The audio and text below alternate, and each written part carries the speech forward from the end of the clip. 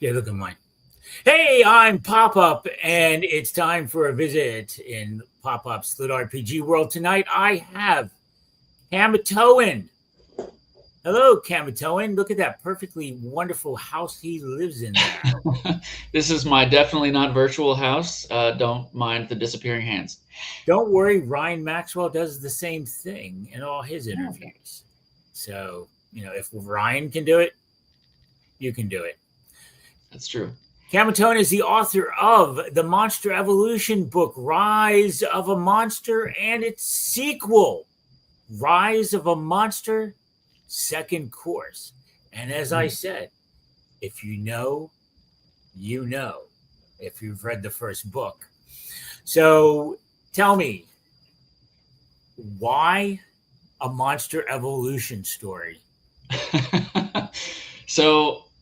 If you ever played any of those early Monster Tamer games, or I don't want to name the specific one, but we all probably know the one where you could put CDs into the PlayStation to get different monsters. That there was sort of a progression throughout those kinds of games and other ones where your monsters would evolve, and that always drew me in.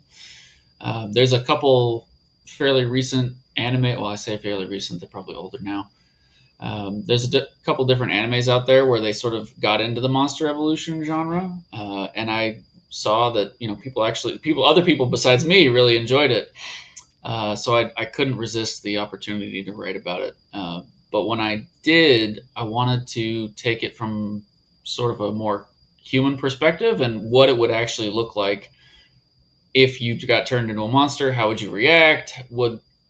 And you see a lot of this in the book, right? With the emotions getting stunted by being an undead.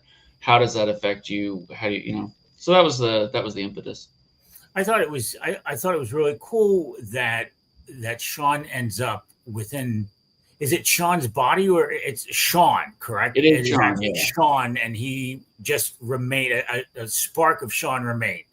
Pretty much, off of the table. So he's there, and he's now just a failed necromancer experiment who's stayed alive, and for whatever reason converted to a skeleton. Why a sentient skeleton? Normally, I mean, almost all the time you just have skeletons as basic, and it's in the book as well as Bancroft did it. They're just mindless automatons. Jez Kajayo uses skeletons all throughout Rise of Mankind as just cannon fodder, clearing fodder. Just nothing. Even the necromancer in his world, just undead skeletons coming out of people. Why a sentient skeleton? So that was I knew if I was going to do I love necromancy type stories. I love the monsters. You can get really innovative with them. But I wanted to start from ground zero, the weakest possible things that you could pair together, and then see how they survived in the world. Because it would take ingenuity, right? If you're nothing but bones, you have barely any health. Even a rat is dangerous. Yeah, it was. So before we get into Gel, because that's a whole different story. Sure. Yep. He is his own story. Bancroft. Yeah. What the hell? Paranoia, just dick. Yeah. He is just, is he based on a real human? So I took inspiration from a few different people for Bancroft, and then sort of put them in the world with the upbringing that they have. And that's sort of, as the series progresses, you see more of the background. And you actually get to, I don't know if some readers are picking up on this already, but you get to see why he did what he did, what he was trying to do, and then why Sean is a sentient skeleton. Sentient, I'm terrible at pronunciation. Sentient skeleton versus the mindless versions. Okay, and that's going to happen in second course? There's more of that in 2. The finale is in 3, of course. So what? It ends? Well, so I was contracted for 3. There's more. I have a lot more story to tell. I'm going to have to talk to those portal people. Get me some emails. Okay, Like I have power, whatever. sure. So now we have Sean, who basically probably would have not survived at all, No. but for going around in the rooms and looking at a bottle, A little jar. Just open that jar. Yeah. Finding gel, a slime. You pick the lowest possible monster as his buddy. Yeah. Slimes, come on. They just, pop around dissolving people in ADD, in Dungeons and Dragons. That's all they do. That's true. Right. And in a lot of different, games or books, the RPG books, they're just gels. This one, again, is sentient as well, but in a weird way. Yes. So what makes gel unique in your world? So gel's story is actually very unique, but also very sad, right? So as we go through the first book, it's sort of revealed that Gel wasn't part of another experiment and has been feeding off of other people. That Bancroft was trying to make him into something that he actually created, but then never did the proper ritual that Sean stumbles into accidentally to bond with him. So he succeeded in much the same vein as Sean did. He succeeded, right? He's a successful experiment, but it was discarded anyway because of Bancroft's hubris. And it's a very interesting. I like Gel because he's not just a monster. He's not just the slime with his own worldview of everything, but he's incorporated all of the different personalities that he's eaten. And you can see that sort of come out and affect him a little bit more and more as the series goes. A little bit later on, and it kind of blends in together after they walk through the destroyed town. Yeah, and fun fact, in early versions, Gel had even more handicaps, and so did Sean. He said, Gel, come on. I mean, how can he be more handicapped? Not, than he couldn't move at all. It was so he's got the parasite thing, right? So that's one of the reasons why they get together, because Gel can't really move around at all. But there were more handicaps I'd given him, but I pulled those out because they were just too hard. So now they meet up. Takes a little bit of convincing on Gel's part. Yeah. To have Sean get on board with the symbiosis and become the symbiote. What I really liked is that as the undead, you've created a reason for them to hunt. Yeah. You don't, it's just not, let's get stronger. Let's get better. It's let's not dissolve into dust. Yeah. So how did you come up with that little concept? I mean, that's a little bit unique because it's not your normal power progression. It's like, I've got to stay alive and I've got 6 hours to do something about it. Right. Yeah. So that was actually a mix of things. So I've been a DM for 15 almost plus years.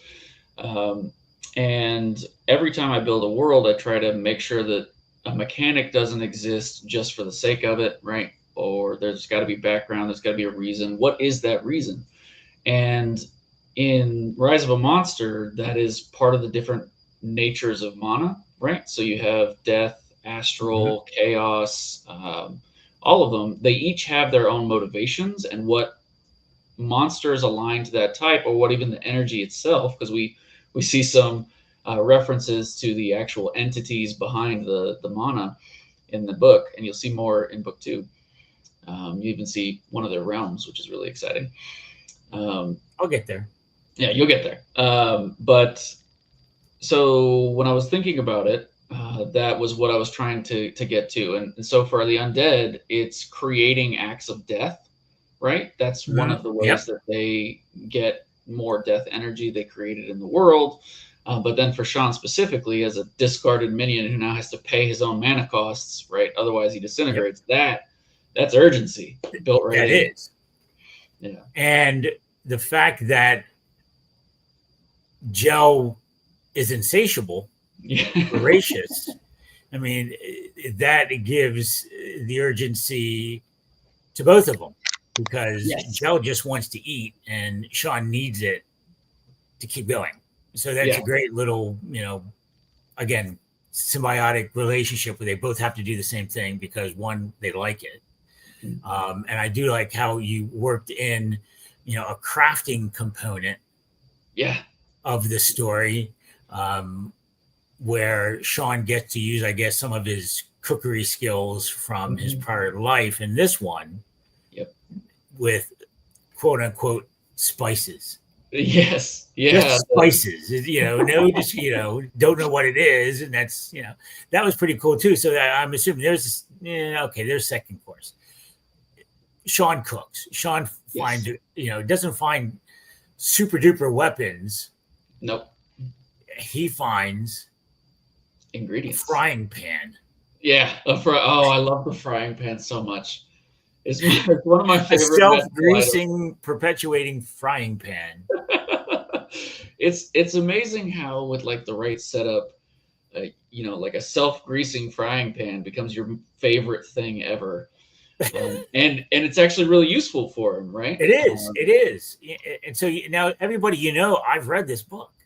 Yeah. Because I can talk with Kamitoan about fine details. not like TJ Lombardi the other night when I haven't read Golem Master yet, but I still just talk like crazy about him. So next. So the fun part of that pairing is, right, you have Sean, who's a foodie who can now no longer taste things, has to then cook for a slime that just wants to eat everything, right? And he doesn't really care about taste. And then he starts to, once Sean introduces him to a bunch. So there's a lot of interplay there that I thought was really except for salt. Yeah, not salt. Not salt. It's just like a slug. Absolutely. No salt.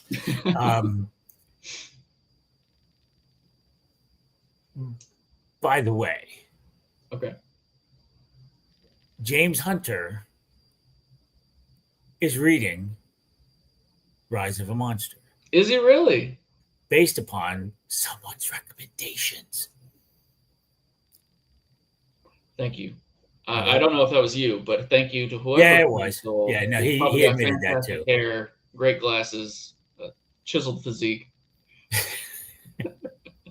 He told me that the other day. That's awesome. So, I would, if cool. He has feedback and wants to pass it along, I'd love to hear it. What the heck was I supposed? What the heck did we talk about before this started? What was my question to you? I'm old. I'm a boomer. It was. It wasn't about the other things that I'm working on. It was the one you laughed wholeheartedly about. What was that? God damn it. Yeah, I know you had it, and I loved the question. Something about why I wrote something a certain way. Oof. Well, was it about the Immortu? Well, it was about the. I mean, the Immortu is scary as shite. I mean, look, he is a horrible beast. I mean, I had to come up. You can tell me all about the Immortu if you want, please. I would love to. Yeah, no. So the Immortu was my take on, one of my takes on like trying to make a truly unique undead monster. And if you're a necromancer trying to craft your own, unique threat, what do you do? What do you make? And how do you make it really scary, right? So you probably stuff a couple different souls in, but then what does that look like, right? What does that give you? How, if you're a strong necromancer, and Bancroft is, for all his bluster and banal and all of his personality flaws, he's actually from a very vaunted necromancy family, right? A lot of connections, a lot of education, a lot of access to resources. So what do you do to it? What have you learned to do to it? And the answer to that is you give it some crazy new abilities. You give it a wicked blade and nigh invulnerability, and then you send it off to go hunt your enemies. And it doesn't have to be quick. it just has to be inevitable. And he just keeps going. Yeah. He will not stop. He's like an ever ready bunny. Yeah. That will not stop until he finds them. And then, unfortunately, the paladins get in the way for a little bit. But Yes. that whole thing, now you have a new dichotomy between death magic or death mana and life mana. Yep. That was a whole different thing. You like sucked, put so much into this book. There's literally spreadsheets, the plural spreadsheets, and the number of notes that I took. I'm actually terrible with I write sticky notes for all of my ideas. So when I was writing this book, I would write things at work and then take sticky notes at home and try to read what I was, what my ideas were, and try to rewrite them.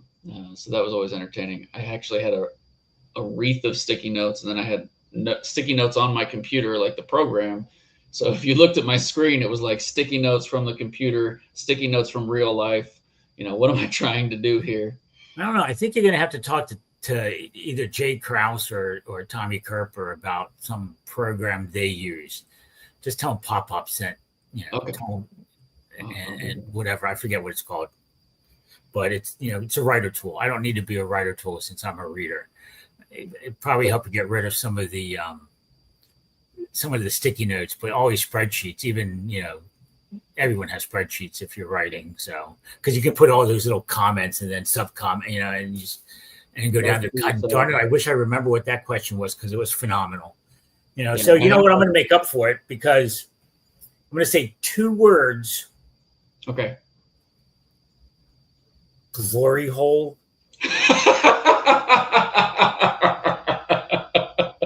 Really? Look. I found an in-world canon way to make that joke without being dirty about it. You weren't. It was not dirty. It's the best quarter of a page of a book ever. In complete honesty, that joke came late night after midnight. I was writing and I wrote it and I could not stop laughing, and I was like, I'm keeping it. This is staying in. I was like, there's a lot that I love in this book about conversations with Joe, because Joe just doesn't understand. No, yeah. And of course Joe has limited understanding of the world. Yes. From the brains that he ate. Yep. Sean has nothing. Yeah. And he just has to rely upon his real world, his pre-death experiences, and at least he keeps those. Yeah. So that whole opposition was great to drive the dialogue between them, but I just could not pass up glory hole. The paladin blowing him also was another non-dirty joke that just stuck in, and I couldn't let go of it. I did like the paladins, but you kill a lot of people. I do, yeah. So one of my favorite authors in the world, and God, I always hope that he watches this, is Jim Butcher. I've read almost everything that man's put out, but he did a series of blogs. He's had a blog for a long time, but he did a series of blogs on how to write and how to do it well and the formulas that he follows. And I read them. I tried to internalize them, especially right before this book. But one of the key things that always stuck out to me is you have a chapter where everything happens, and then you have a slow down chapter, and they can't be that far apart, right? You have to continue the action. You have to keep the pace. Something bad has to happen, whether that's to the main character, to people around them, right? To move the story forward. You can have them then react to it, and it adds tension. It adds the pacing. It sort of not adds pacing, but it makes the pacing a lot more palatable, right? If you're not doing one of those two things, you cut the chapter, right? So you're either building and expanding the world and giving the reader that mental break, or you're hyping them up, and you should always be doing one of those two things. So That's a lot of words to say why certain people die in the book. For pacing, really, intention. Yeah, and it's like almost some of them are red shirts from Star Trek. Yeah, and you bring them in and they're dead. Yeah, and sometimes when you want to show how dangerous someone is, right? It's always a good idea to show to the main character, but if you can then build somebody else up, right? That's what happened with the Immortu and the Paladins, right? The Paladins are obviously very strong. They eliminate somebody that was the same level rank-ish, right? They kill another skeleton as an afterthought. Right. And then they go up against the Immortu and not so much. Not so much. Yeah. Right. So that makes the threat then, much more real. So then we have the whole introduction of the desert scenarios where you have a really nice little. Did the ants follow the owl? How did I mean? I know that was one of the theories that how did the ants get there? Were they always there? So there's a secret hidden down there that we won't explore in this book, or even the next one. Yeah, I won't. Astute readers might pick up on it. I'm not astute. I'll tell you that much right now. But they were always there, and then they picked up on Saren, who was bleeding from that battle, and they were following him. And unfortunately, he went to the nearest, potential aid or person that he could reach, and there you go. No. I did like the battle with. I mean, you have a kaiju in it. I'm calling it a kaiju. The mushroom, the walking mushroom, is a kaiju. Yeah. So, I mean, hey, what the hell? I mean, if you want to make something silly, well, not something silly, but if you want to make mushrooms scary, right? And I don't want to go the primal hunter route where it's just, I hate the mushrooms. Right. Even though they definitely deserve it. And all props to I don't do fungus. Yeah, not a fungus fan. But if you want to make it scary, you got to go a couple different ways. And a towering mushroom is terrifying. An exploding mushroom. Exploding to boot. Yeah, the way that, I mean, I love the scene where they landed through it. Yeah. And reached the bottom. I mean, people, read Rise of a Monster. That's a skit right there. Just do it. It is a phenomenal book. You will have to annotate it just because of the conversations. But the battle scene at the end, first of all, it's with the ants and the fungus and the walking toadstool or mushroom. Yeah. And then all of a sudden, Immortu pops in and just everything becomes higgledy-piggledy to count, to go and quote so the principal from Doug or whoever it was. He's always used to use higgledy-piggledy back in the 90s. Fantastic mob boss scene at the end of the story. Thank you. That was definitely what can go wrong every chapter kind of build up, right? You have this giant underground cave. It's the hive mind of the mushrooms. There's an army of ants. There's a kaiju ant. There's a kaiju. I gotta go look at comments. I forgot. I don't have rec here. Okay. To go over my comments with me, but I have my normal. There are some here. Okay. Oh, look at Nick Trent's here. I'm here for the slime. So just so you know, Nick Trent writes Paco saves something. The world saves the world. Well, he's going to be here next month. Oh, fantastic! PopPop's LitRPG world, and he got away. He broke off away from his Christmas party apparently to get here. So that's really good. Oh well, thank you so much. And we should talk offline. I want to read your book. Yeah, we can do that. I've got to read that. And I just did I make BJ? Is it on your list or is this just a new one? Oh, by the way, Obsidian. Thank you, Iron Eyes. Obsidian is the program that you want to go look at. Okay. To try to organize. That is what I think either Jay and or Sour Patch used. And Sour Patch, I think, learned about it from somebody else. So it's, it's just spreading the news. Gotcha. I And appreciate that. we have a listener who's going to go to Audible and listen to it there. Look, Nick, the slime is key. Yes, and our narrator Neil Helligers did a phenomenal job. He blew it out of the water, back in, and then out again. Who's your narrator? It's Neil Helligers. Oh my God! How did you do that? I had to do some ritual sacrifices. Actually, I can't legally get too deep into it. I can't admit to too much on video, but that was definitely involved. I mean, Neil posted a video not too long ago where he's walking down the street quoting Elizabethan English. Yeah, there's a character in the second book that might have helped get him into that mindset. I'm very curious to see what your opinion is after you read the second one. But I started the first probably 10 pages, but then I have to Yeah, no, I get it. I've got many things that I have to keep going and keeping prepared for. But did you like the recipes at the end of the book? I did. And I see that there's even more in book number 2. So can I try them, you think? I don't recommend it. I do like to cook. Yes, you might have guessed that I love to cook as well.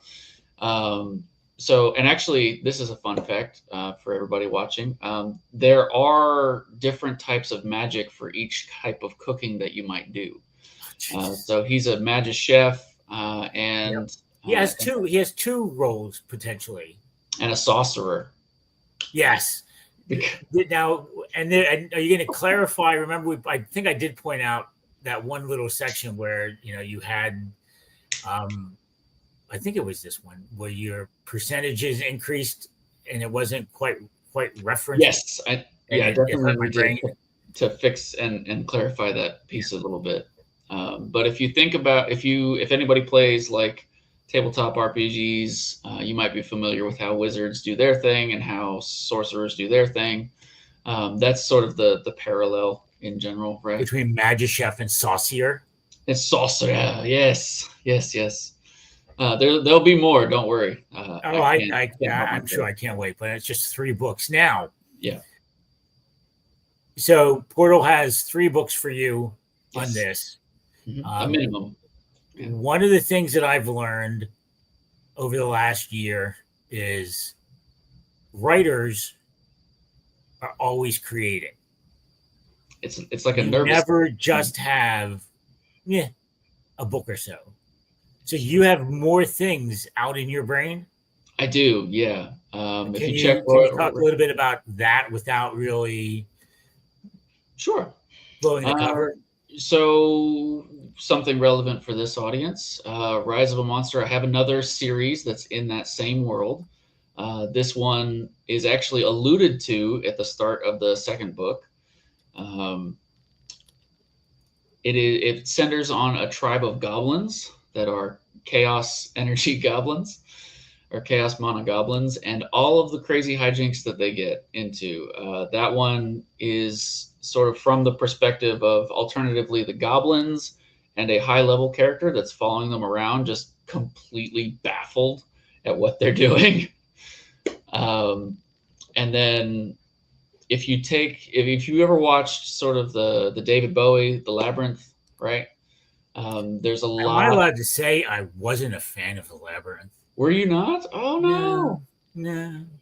Well, too old. But I know what you're saying. Yeah. There's definitely references to that in there. There's references to all sorts of crazy things that sort of pass through my head.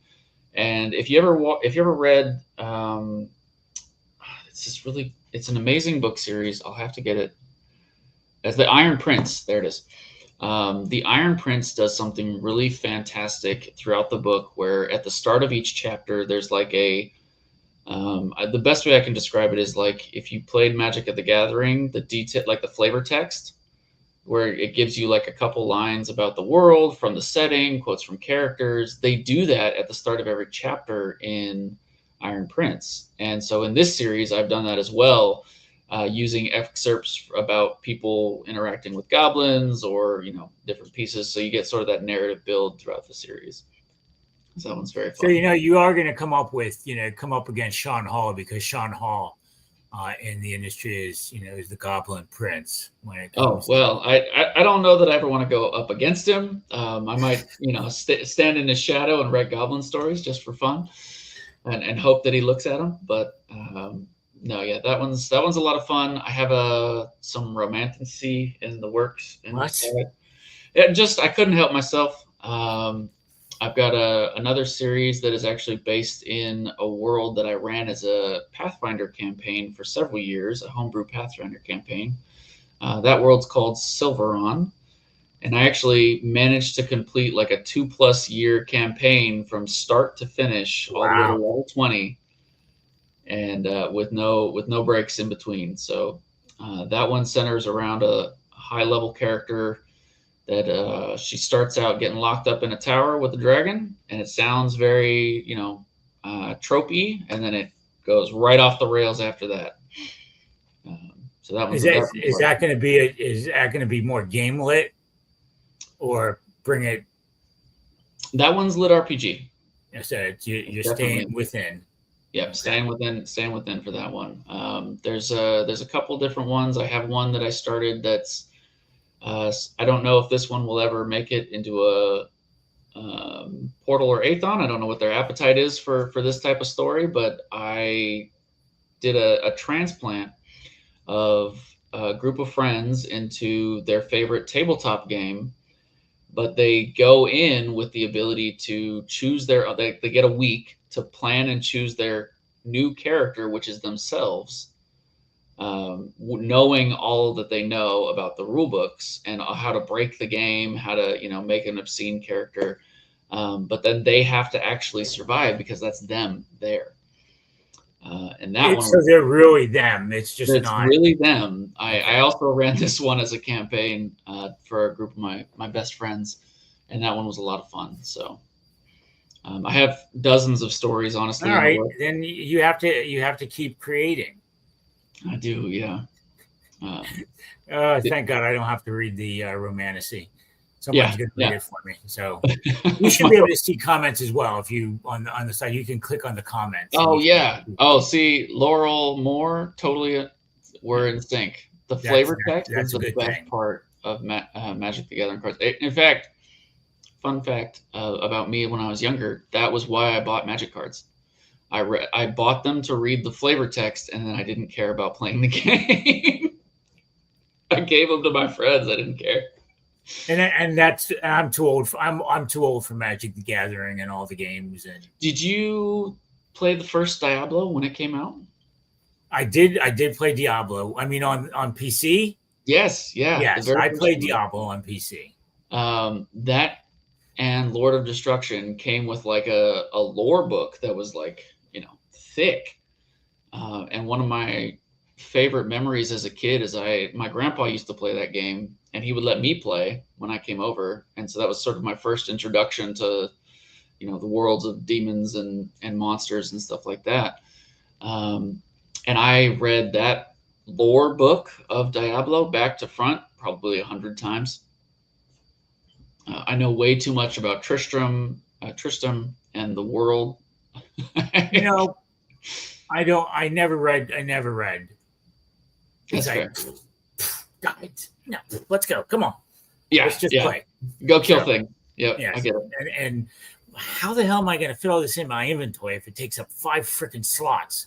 And trying to balance everything on your inventory screen. I never read. It's just like you buy something from IKEA. You don't look at the directions. It's in Swedish pictures. You can't understand Swedish pictures. What the hell? So why bother?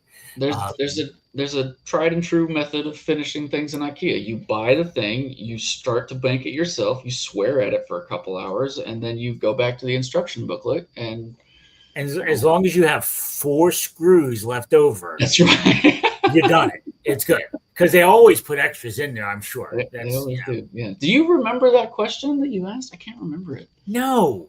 Shit, it was I should have written it down. I didn't think I almost wrote it down. I thought you wrote it down.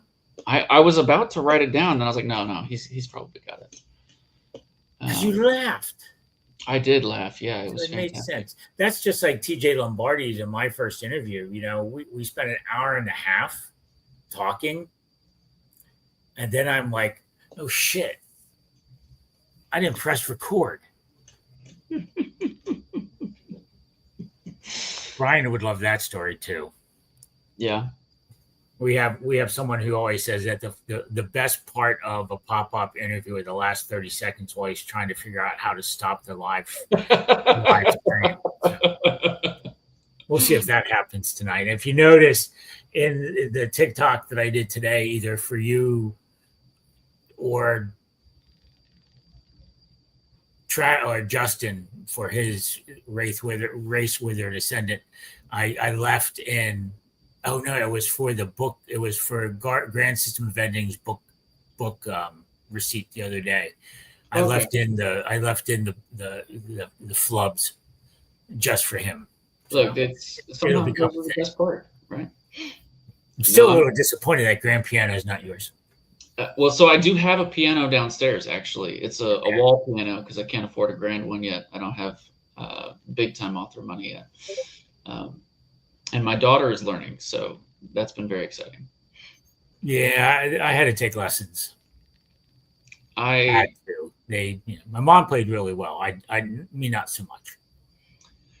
Yeah, I play. I don't know if there's a skill level associated with it. There probably shouldn't be. I'd feel bad. Oh, there is. I'm sure. I'm sure. Trust me, I didn't get it. Yeah, well. So that we know. So now we're going to have 3 books. Yes. At least, as long as you're not closing out, because you never know what you and Portal or whoever can negotiate about. So, I'm sure that your brain can keep going. What is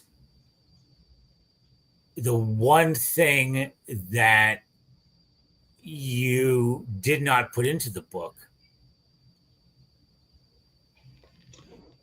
Or took out of the book? So first of all, Portal is phenomenal at helping improve your writing.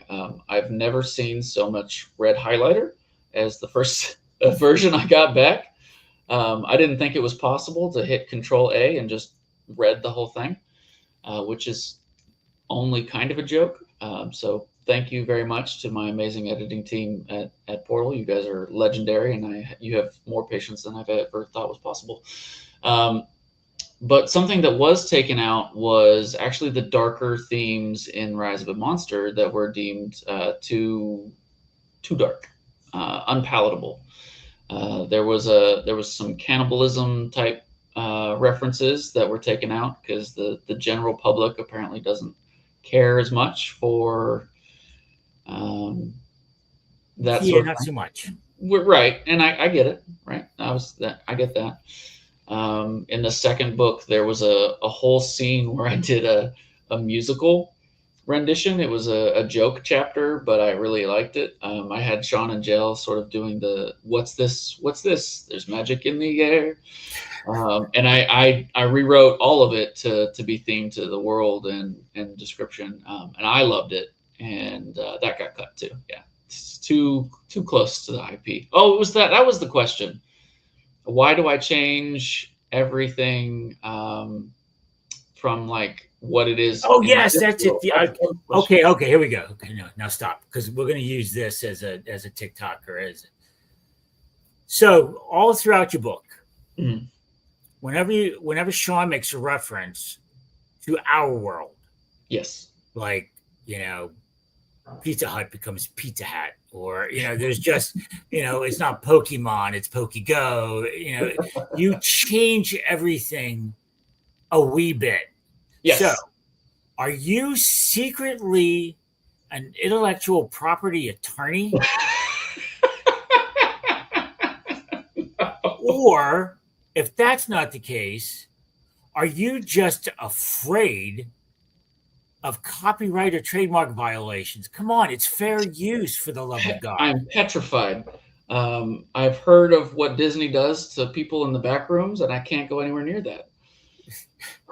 Disney is connected with the back rooms.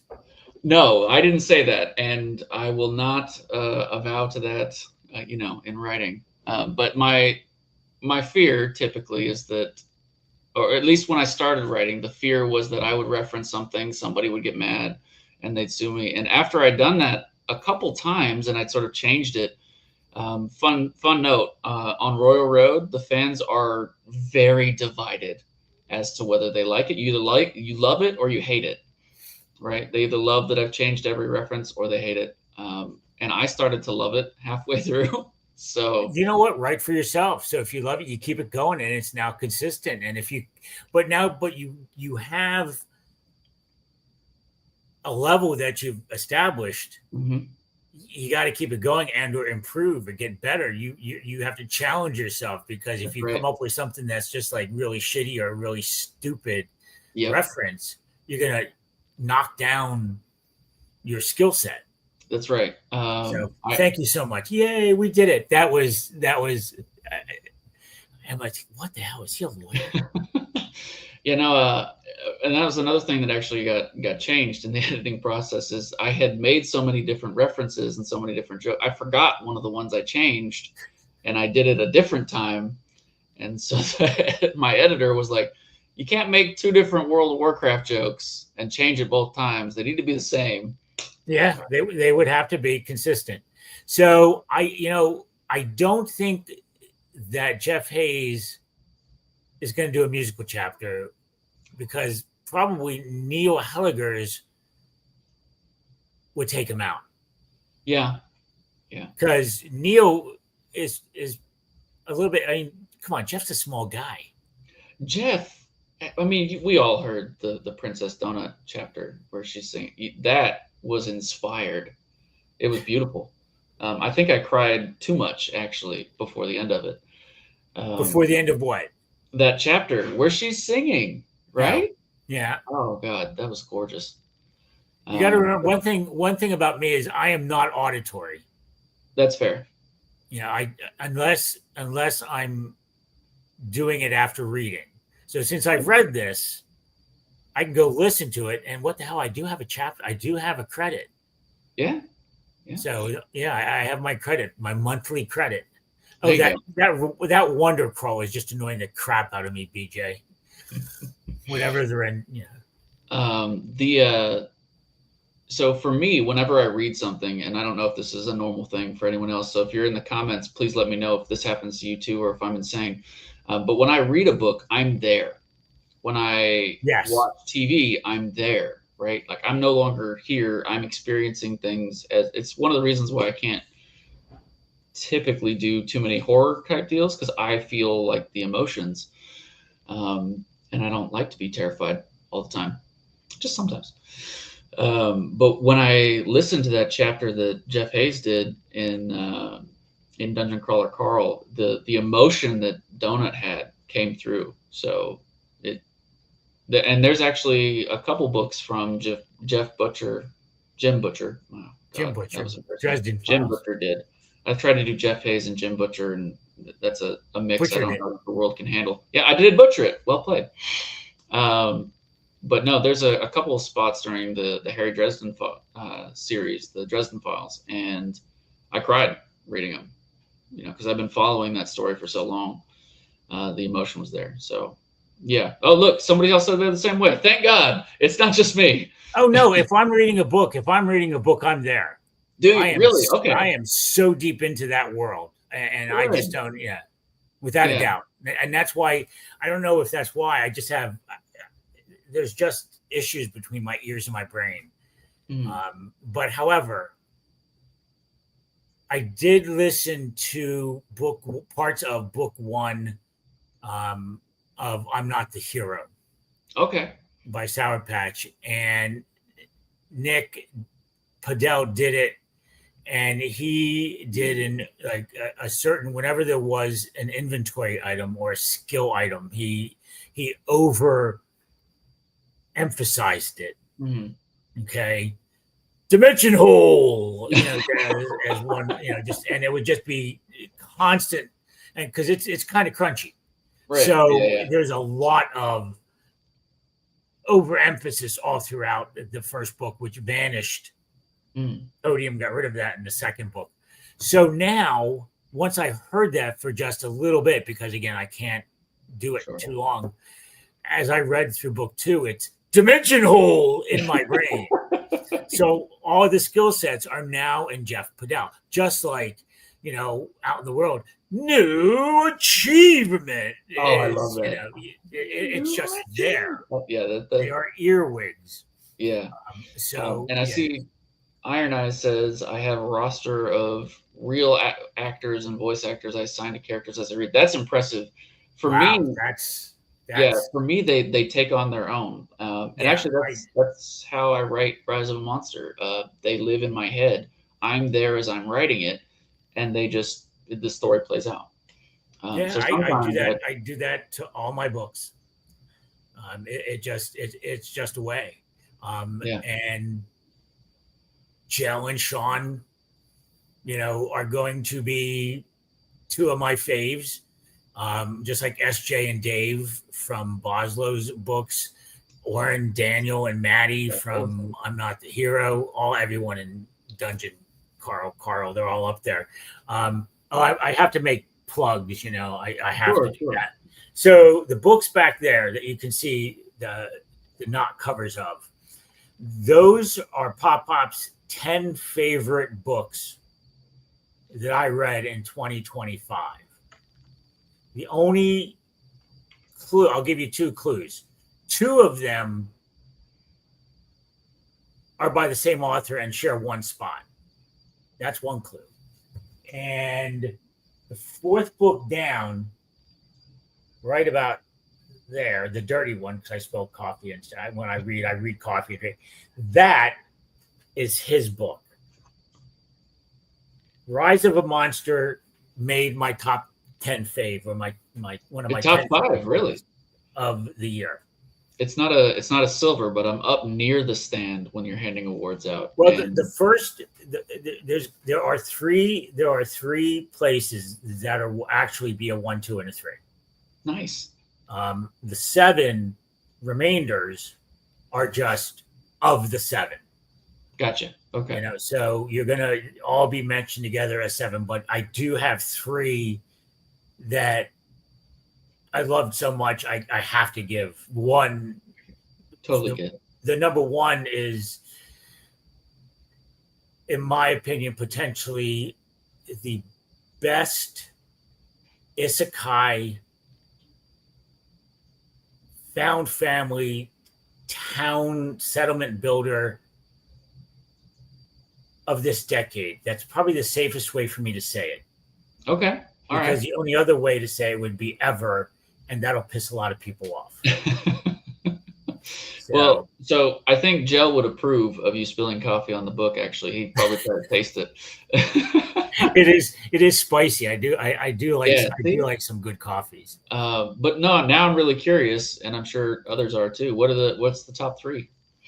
I ain't telling you yet. Oh, all right. Well, so there. Drop the hint. Everybody's gonna have to watch the next video. So it's a tease. I'll put them up. Oh no, Laurel. It's not placement in any way, shape, or form. There's just 10 books back there. Yeah. The height positionings are totally irrelevant. I just tossed him over there and let it go. So he's up there, but I am a tease. I can't help it. Just give me more coffee now since I'm off cookies. That's an inside joke. There you go. Anything? Okay. So we know that Jim Butcher was one of your muses. Yes. And video games. Yes. And what? Any other muses out there that you want to? So obviously you've heard that I love Matt Dimon and everything that he writes. I think it'd be hard not to. There's a couple polarizing characters in the community that are also up there. Aileron Kong was a big influence. I wonder if I could have been thinking about him. Patrick Rothfuss. I love the way that with words that man has. If we ever get a 3rd book, that'd be fantastic, but I don't know that we ever will. If you read In the Name of the Wind, Originally it took him like 10 years to actually finish the book, but the wordplay in that book is brilliant. So I don't know if I've shared this publicly, but I speak 4 languages, right? I love linguistics to a fault. I actually have some Sumerian grammar books back here. Sumerian? Sumerian, yeah. I Are they can't. on clay tablets? Yeah, yeah. Oh, wow. I don't speak it. Obviously, it's a dead language. Nobody actually knows how it was spoken anymore. But I love linguistics, and Patrick Rothfuss just had the wordplay in there was truly inspired. So, And what's the name of that book? The Name of the Wind. Yeah, by Patrick Rothfuss. I met him in person actually at a book signing. I've met a lot of people. You should go to LitRPG Con too. I will try. Yeah. So Get if you your want to meet application me, in. Talk to Geneva I might again. be at LitRPG Con this year. I mean, it was fantastic. We have several people here who attended. Nice. And it was just utterly fantastic. It was the first time I ever went to one. You will be a changed human being. In terms of inspiration, I'd be remiss if I didn't mention The Chronicles of Amber by Robert Zelazny. Zelazny. I've never read anything by Zelazny. Am I an evil person? No. So I actually read it in the 2nd grade. There, I probably shouldn't have been allowed to pick that one up, but he wrote a number of books in the Chronicle of Amber series, and there's a sort of compilation version that's all the books at once. It's like 2,000 pages, and I found that as a kid because I was the kid that just sort of read during school and ignored the teacher. I got in trouble so many times because I had books stuffed into my desk that I was sitting there reading instead of paying attention. But that was one of the ones that I found, and I loved it. Everything about that was just a fantastic take on fantasy at the time. The way that quote unquote magic worked in the world, right? Shadow bending, using the pattern, everything about that is brilliant. So highly recommend that series. If you haven't read it before, it still holds up. It still holds the test of time, I think. And you'll see influences from that in other works that have come out since. Okay. Any others? Will White, the Cradle series. I'm probably, alongside all of the Screaming fans when they talk about the Cradle series. I can't recommend that highly enough. It's progression fantasy. It's not. It is progression fantasy.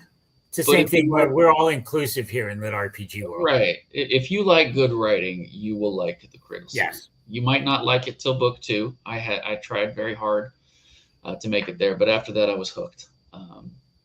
So there, I hear that there's like a little bit of a block. There's sort of a to get over, and it's about a book and a half worth of investment before most people get hooked. But I promise you, it is worth the journey there. If you can't handle that, just start in book 2 and I started reading The Cradle very early this year, and I've only been in LitRPG since January. Okay. Oh wow, I walked in and I saw DCC, and that's how. Yeah, this is me after 12 months. So I started reading Cradle before the con, and then I decided that, well, I'm just going to read con authors to get used to the people that I know. And Will does, was not leaving Florida to go up to Colorado. Right. And so I put that aside, and I haven't picked it up yet because I just, there's just so much shit to read. You will get lost. It's actually a finished series now. That's even better. Yeah, it's a finished series. It's 12 books, and then there's like another thing I won't spoil. But you can't go wrong with that. And Broken Joker, you said you still need to start it. Do it, please. And then tell me your thoughts afafterwards. Now you're adding to BJ's. TBR is never ending. It's longer than mine. Speaking of sort of hint droppers that I can throw down, I do have another series that I'm working on that is sort of my take on like a system apocalypse, but also there's deities involved. That's okay. It's been done. It's out there. I like that. It's acceptable. The main characters start out as the level 1 deities for Earth. So they take the place of our gods because we had none when the system came in. They have to go through trials to get there, but then it takes off from that spot, and it I is love post-apocs. Everyone knows that. yeah. The It weird is thing is a lot that of fun. that's good. We can keep talking about that. We'll keep Okay. chatting, keep messaging and whatnot. And when you mentioned Roger Zelazny and Terry Pratchett and Robert Jordan, I never ever read a lot of those classics. Heinlein, I Really, just I it's did more read like a big Asimov, time investment. but and even now here in my world, I do have Zogarth up there. I do have a lot of the classics that I bought. Shirtlemoon. When I entered it, so I've read the first books on a lot, but over the last, and obviously DCC because that was what brought me in. Now, as you can tell, I like discovering. I like giving people a voice. Well, thank you. I We like appreciate it. Kamitoan a voice. So all through the next few months, I will be having mostly newer authors. Oh, nice. Showing up on PopPop's LitRPG World. That's amazing. And I'm booked out all through March. Wow. That's a lot of new authors. There's a lot of us out there. Yeah, there are. Steve Campbell is going to be out there too. That's You mentioned Zogarth. I've got one that's sort of a mix between DCC and Primal Hunter and some other elements that I've taken my own spin on. That one's I can't reveal too much about that one either, but I'll have to share that with you once it hits. I'll sign an NDA. Will you? Okay. Yeah, absolutely. Yeah. I can live up to that kind of stuff. Okay. Yeah, and if there's anybody who wants to be an advanced reader for other things that I'm working on. Don't even look at me to be an ARC reader. I don't have the ability or the time, and you don't want me. That's fair. Maybe someday. Right. But if you say, Pop, I need you to. I won't. I promise I won't hand you anything unless it's polished, or at least semi-polished. I mean, I have something from Jay Krause I have to read, and Tommy says I have to. So it's like 60 to 80 pages, so I have to do that. That's a coffee or two, right? 80 pages. That doesn't take long. It's up. I can do that in a month. There you go. A day. I'm sorry. I can do that a lot quicker. So 62 new series since LitRPG Con. Yeah, that's about me too, BJ. So there's so much new talent that's come in with LitRPG. I really love it. So there really is, and truthfully, I've gotten probably a couple in the past few days and ordered that people probably have not heard about. Really? So yeah, I will order something that has no reviews. That I am going to say, hey, this looks good. I'm going to read it. I'm going to snag it and go.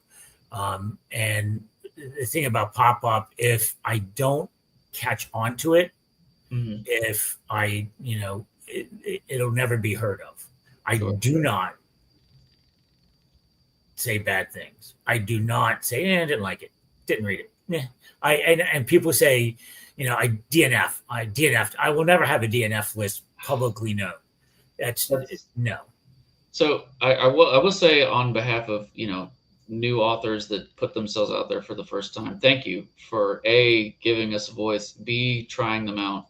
There's nothing more terrifying for some people than putting your work out there for other people to see and comment on. There was I won't say who it was, but one of my early reviewers on Royal Road for Rise of a Monster, actually, I've never forgotten the words that they said. It hurt that bad. It does, but I mean, you see it whenever I talk to an author and they talk about it. It does have a massive negative impact, and that goes, from Hunter Mythos to Boslow to Tommy to Jay. Jay weaponizes it though, in a positive way. TJ, so everyone, goes through that phase where it's like it just crushes them. Yeah. But there's Duke. Duke always somehow manages to get into my interviews. He's a boxador. Well, I think it.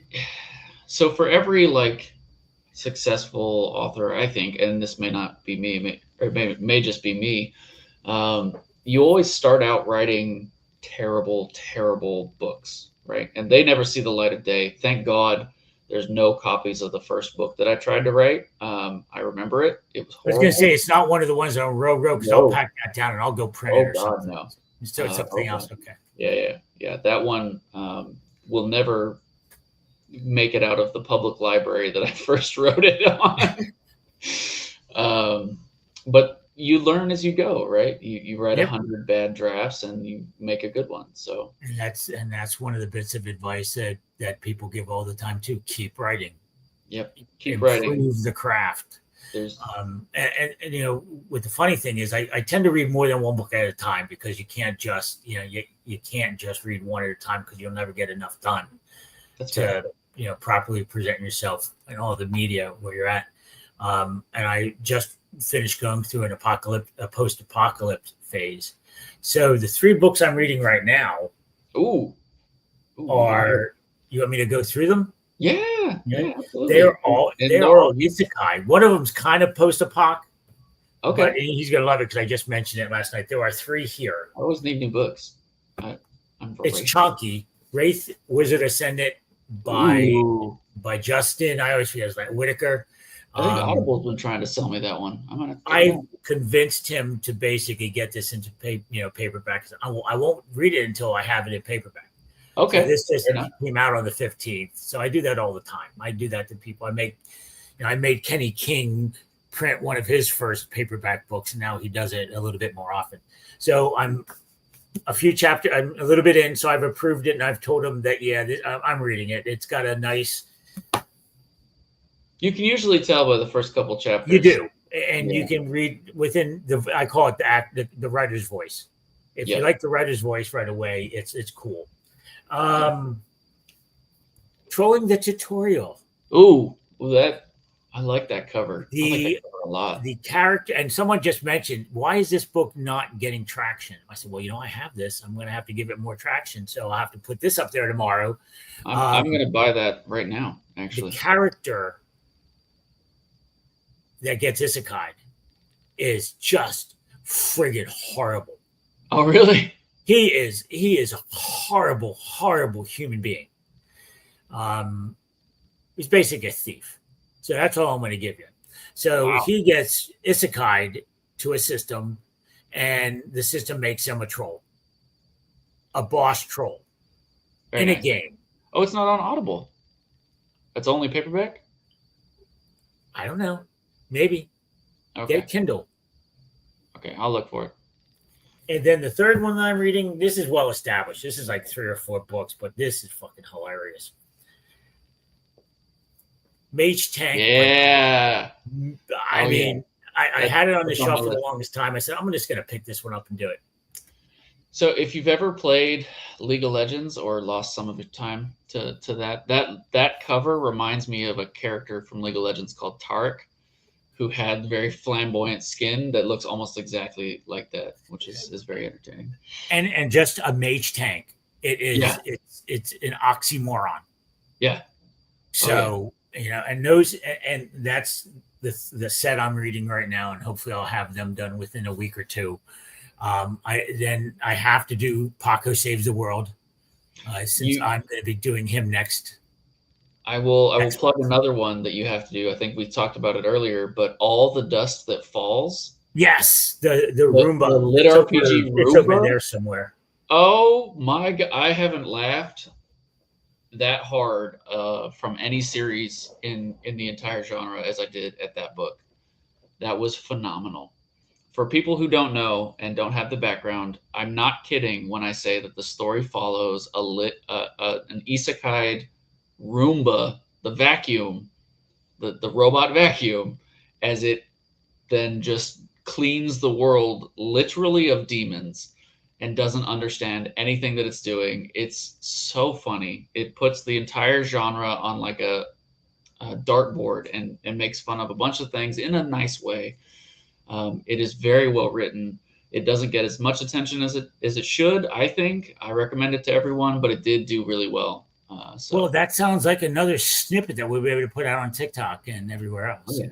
Absolutely. I have to edit shit. Please read it if you've ever wondered what a vacuum would do in another world. First, probably seek help, but then go read that book. Yeah, you don't want to be thinking about that. But what are the things we think about anyway in this genre? I mean, come on, our brains. Yeah. Well, I mean, I don't know that I can talk much, right? I killed a man and put him in a skeleton, and then attached a slime to him and told him to go survive. Where does that come from?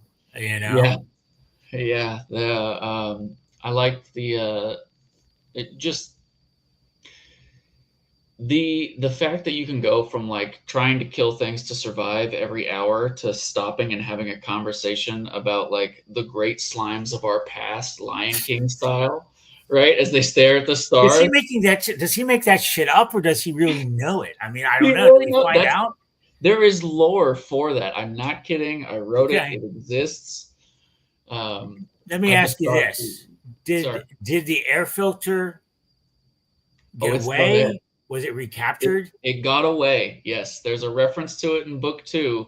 Okay, it is out there causing even more havoc because it. Well, I won't spoil anything. Don't go too far. Just that's that is vital to know that the air filter survived. It did. The air filter was a big ass gel that the necromancer used to clean up the horrible garbage that goes through a necromancy lab. So that one actually, and here's another fun like fact that you won't hear anywhere else on the internet. I have a tabletop game that I've been working on for years called Runic, and I've built almost all of it out. It's like 98% finished. But one of the things that I did in that world is that it's very monster driven. Monsters are a fact of life. If you ever played Monster Hunter or something like that, right? I'm all too old for all that stuff. Sure, but using monsters as resources, like if they were your cows or your chickens and they were all monsters, how would how would society work? The air filter is something that I thought of where I was like, okay, if you had to keep a slime in your basement, what would you theoretically be using it for? It's an amazing air purifier, right? It would be, pump air through it. Moves through everything else stays in. That's right. So, and it can do whatever it wants with it. And I do need to plug one of my best friends is actually in the book series. He is the god of systems. So he's a deity in the thing, and he helped me with a lot of the first drafts of the books. So thank you. You know who you are out there. I will always reference you. This book would never have gotten out if you hadn't been constantly pushing me to write. So thank you so much. Well, we have gone an hour and 8 minutes. Oh, we're over time. Yeah, we're not out of time. I can go, as long as possible, but I always make two little jokes. One, you can't go an hour and a half because that, sets the record. That would beat the record by James A. Hunter, and I don't want you to presume No, I couldn't longer than James A. Hunter. And by the way, I should be getting my real imitation Versace bathrobe tomorrow. Everyone knows what that is. I've been waiting for it for a very long time. Don't have it yet. It's in the mail. Versace bathrobe? It's a real imitation Versace bathrobe. Have you read Discount Dan? Not yet. It's on my list. Read it. Okay. Discount Dan. You'll know why I need it. Okay. And I will be doing not so much a book mail if I get it tomorrow, but a robe mail. A robe mail. Oh, that's a new I will twist. break it out and I will wear it tomorrow. Is it a PG-13 twist? It'll be fine. It's fine. No, it'll be fine. I'll have clothes on and everything. I'll just don't worry. I can't do that. I'm a grandfather, for the love of God. Yeah. Right. So there's that. And according to Jared, the long-winded one, the proper length for any sort of video interview or whatever is 22 minutes. 22 minutes. Cement, analytics, this, that, we all okay. know that analytics just destroys baseball. So why the hell would I listen to analytics in LitRPG? Yeah, that makes sense. Are we going to break this one down into three sections of 22 minutes? No, I don't care about that. I'll just, it's going to go up. It'll be up on my YouTube for the world to see. I will go and I'll break it down as well. I'll have to sit down with you and this interview and James's interview, and I think the Rec and Pop-Up show episode from Tuesday night with TJ has a lot to put out there as well. Some of that's PG-13 plus. Some of it. A bit of that was a little bit, and that's all TJ's fault. So I give him. I don't need +10 to charisma, do I? I don't think so. I think I have got so much freaking charm. I think any more charm, and I wouldn't be able to take this interview. I'd just be staring at you the whole time. I've been trying to tell people that I have a ton of charm, but people don't buy it all the time. So. Oh well, maybe you do. Kamitoan. I'm going to go back into my voice now. Okay, Kamitoan, author of Rise of a Monster and Rise of a Monster Second Course. Thank you for visiting PopPop's LitRPG world. Read the books, listen to the books, review the books. Book 1 is fantastic. I absolutely loved going through it when it was in my world. The conversations between Jell and Sean are fantastic. Just read it. And again, the battle scene at the end with M2 is just an evil bitch. And even though it doesn't say a damn thing, it's an evil bitch. It's one of the top monsters out there, even though it's no longer there. He did what he wanted to do with it. Hopefully we'll continue our conversations and learning about each other. If you want to chat, I don't care. Sure, yeah, that'd be awesome. TikTok me. What time is it? I actually have to go and listen to TikTok roundtable that starts at 9. Okay. Well, I don't want to keep you. Thank you for this. This was a wonderful opportunity. Thank you to everyone in the comments. Absolutely, guys. I am going to see if I can turn this interview off without giving Brian a reason to laugh at me. Guys, thank you for joining it. BJ, Iron Eyes, Laurel, I appreciate you guys so much for always showing up and putting up with me. And Laurel, you will love Rise of a Monster. Night, guys. Now I have to sit here and go like this because